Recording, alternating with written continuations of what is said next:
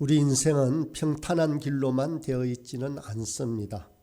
여러 가지 험난한 노정도 기다리고 있습니다. 갖가지 고난이 우리 인생에 기다리고 있지만 모든 사람이 보편적으로 겪는 고난 중에 하나는 바로 질병입니다. 예수님을 믿는다고 해서 병원과 약국에 갈 필요가 없는 것은 아닙니다. 그러나 병이 들면 성도들 또한 의사와 약사의 도움을 받기도 하겠지만 그들만 쳐다보지 않고 하나님을 바라봅니다. 오늘 13절에 지난번에 읽었던 13절에 너희 중에 고난 당하는 자가 있느냐 그는 기도할 것이요 라고 했습니다. 오늘 본문 14절에서는 우리에게 절실한 기도가 요청되는 하나의 상황을 예를 들어 설명하고 있습니다. 야고보서의 마지막 부분에서 우리에게 가르치는 주제는 바로 그리스도인의 기도입니다. 자신을 위한 기도일 수도 있고 다른 성도들을 위한 중보의 기도일 수도 있습니다. 그렇지만 기도야말로 하나님의 도움과 축복을 받는 방편임을 강조하고 있습니다. 건강할 때나 병들었을 때나 어떤 상황 속에서도 기도야말로 성도의 의무이자 성도의 특권이라고 할 수 있습니다. 본문은 먼저 병든 당사자에게 권면을 하고 있습니다. 14절 전반절입니다. 그는 교회의 장로들을 청할 것이요.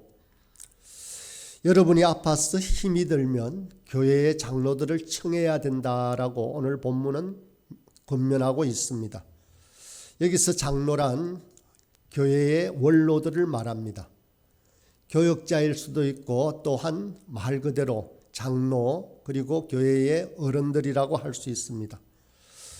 그래서 병든 당사자는 이렇게 생각할 수도 있습니다. 모두가 바빠 보이는데 어떻게 초청할 수 있겠습니까?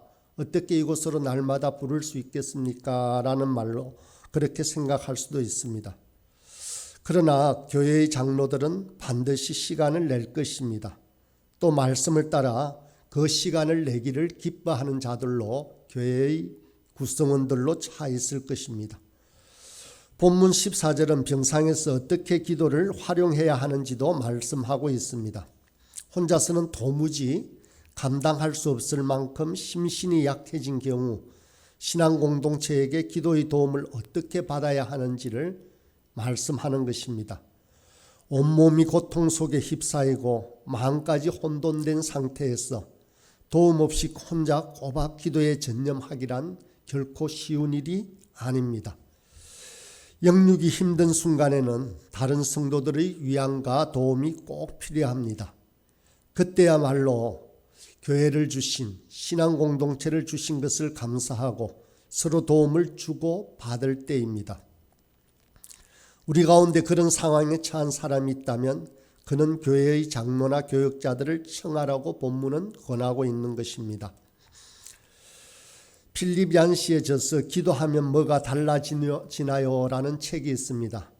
이전에 이 목사님도 설교 시간에 이것을 소개한 적이 있습니다. 제목을 보면 기도해도 달라질 것이 없다라고 말하는 것 같습니다. 그러나 그런 의미로 이 책을 쓴 것은 결코 아닐 것입니다. 기도하면 하나님은 분명히 그 기도를 들으시고 응답하십니다.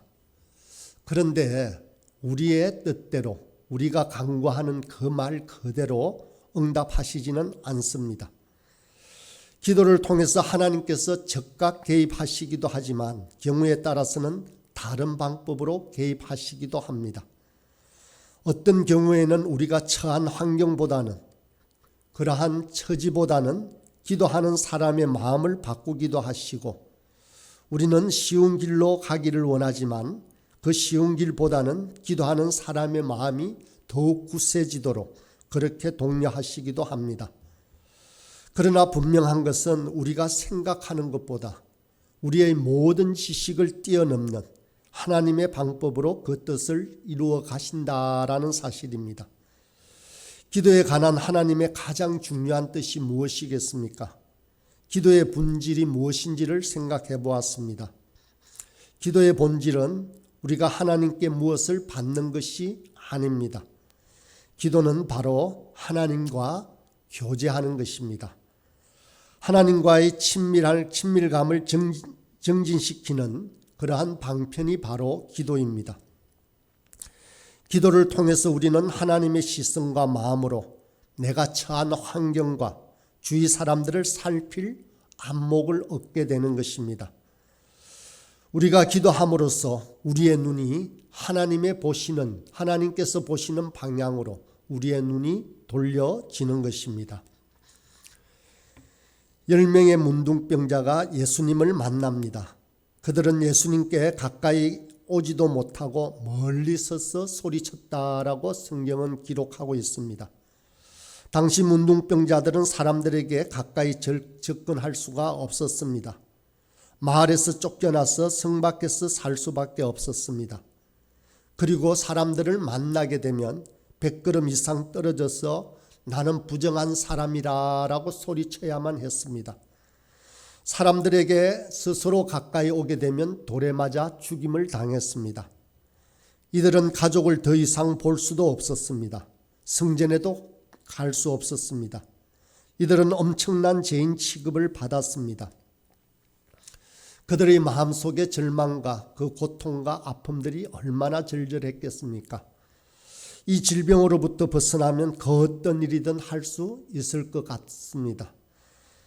그런데 예수님이 지나간다는 소리를 들었습니다. 이 10명의 문둥병자가 간절히 멀리 서서 한 목소리로 외쳤습니다. 누가복음 17장 13절에는 이렇게 기록이 되어 있습니다. 소리 높여 이르되 예수 선생님이여 우리를 불쌍히 여기소서 하거늘 예수님께서 보시고 이르시되 가서 제사장들에게 너희 몸을 보이라 하셨더니 그들이 가다가 깨끗함을 받은지라. 참으로 간절한 마음으로 예수님을 불렀습니다. 예수님은 제사장에게 가라고 합니다. 그런데 그들은 너무도 놀랐습니다. 이 사람들이 제사장에게 가다가 진짜로 나은 것입니다. 이들은 좋아서 서로 얼싸안고 이제 나았다 이러면서 모두 제사장에게나 가족에게로 달려갔습니다.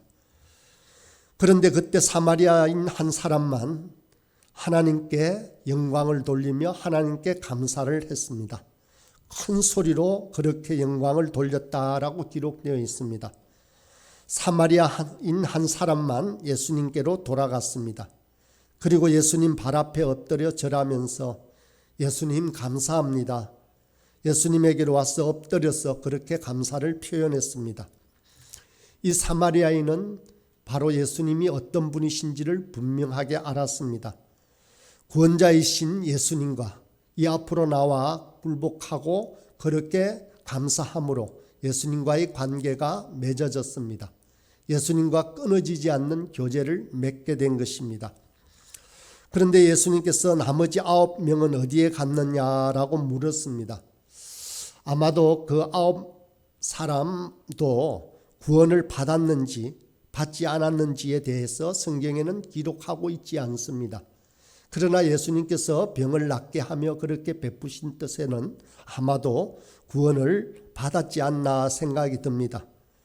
그렇지만 바로 그 자리에 예수님께 나와서 구원의 확정을 받지 못한 것은 분명했습니다.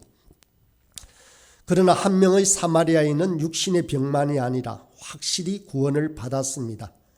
예수님은 그 사마리아인을 향해 말씀하십니다. 그에게 이르시되 일어나 가라. 내 믿음이 너를 구원하였느니라 하시더라라고 기록합니다.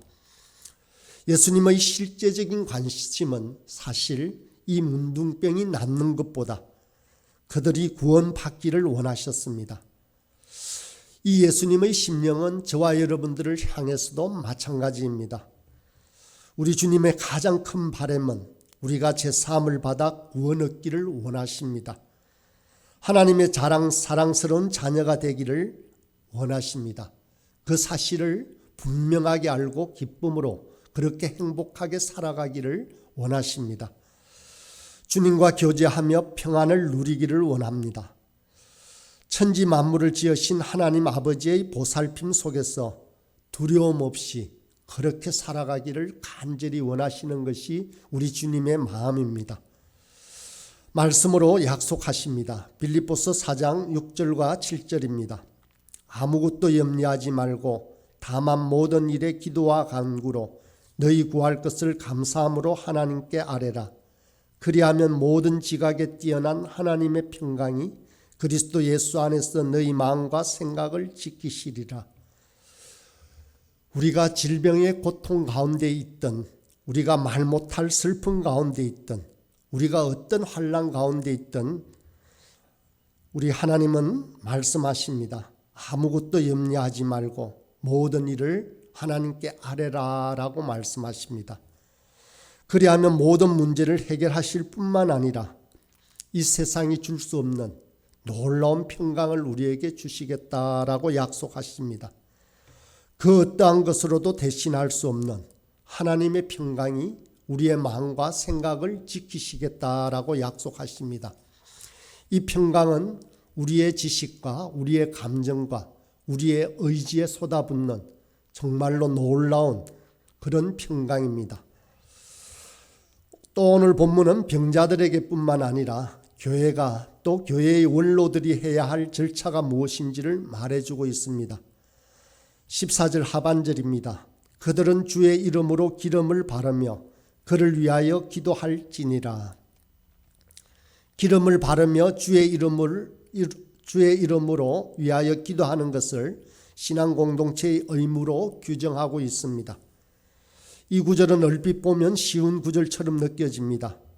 그러나 또한 많은 오해를 불러일으키는 구절이 아닌가 합니다.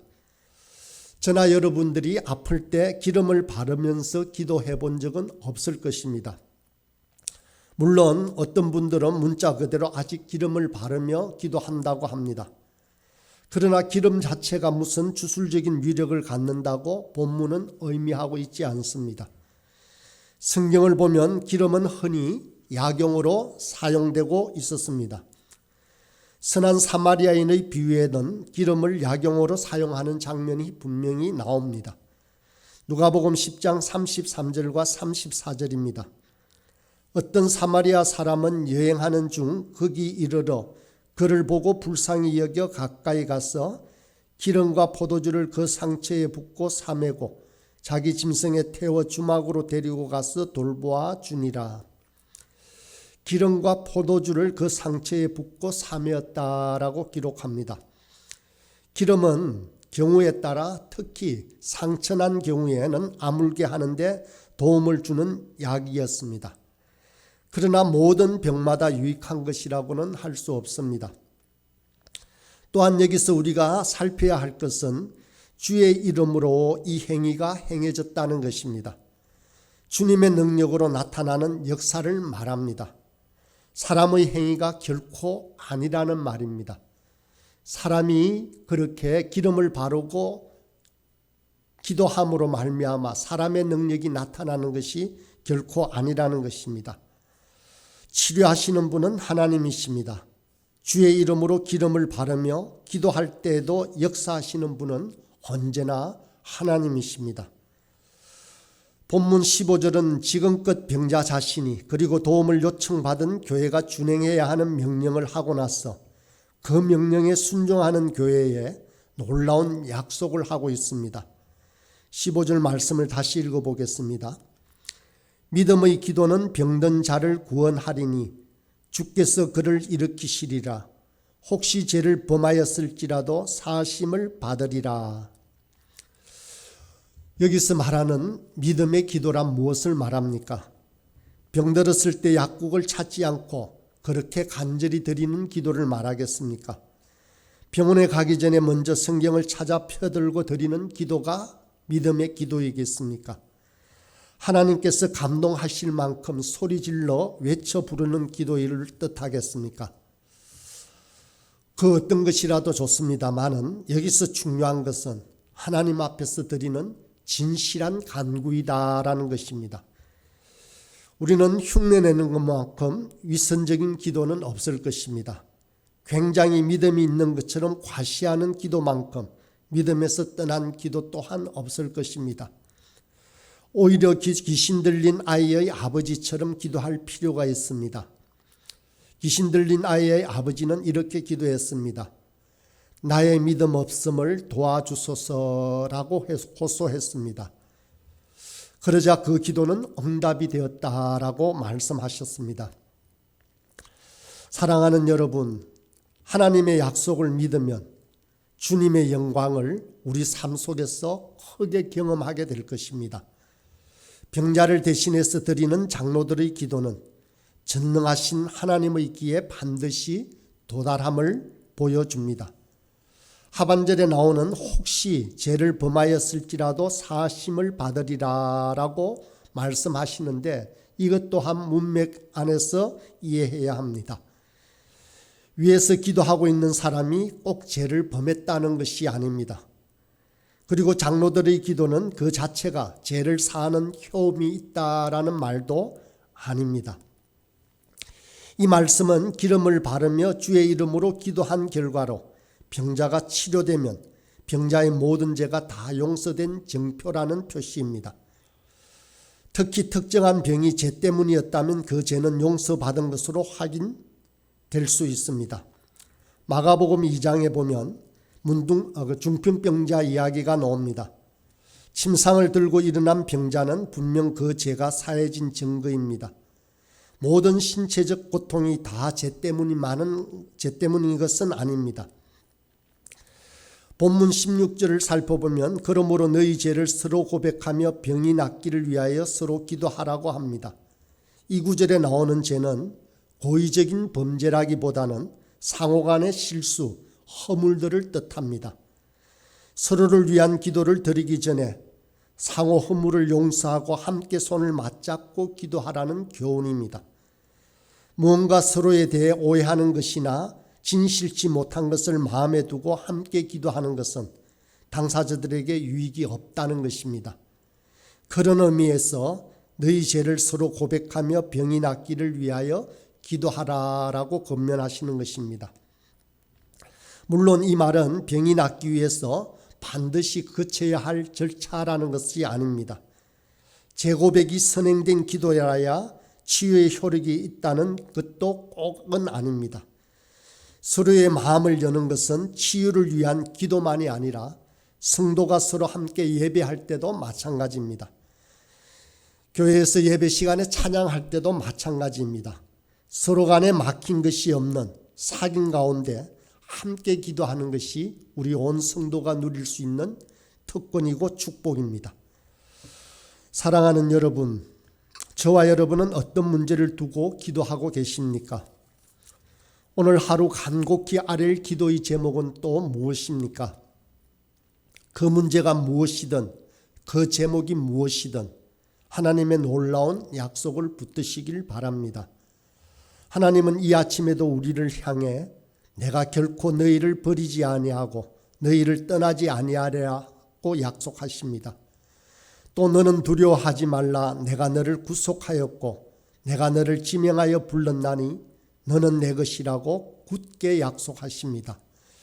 이 약속의 말씀을 붙잡고 순간순간을 살아가는 저와 여러분이 되기를 간절히 소원합니다.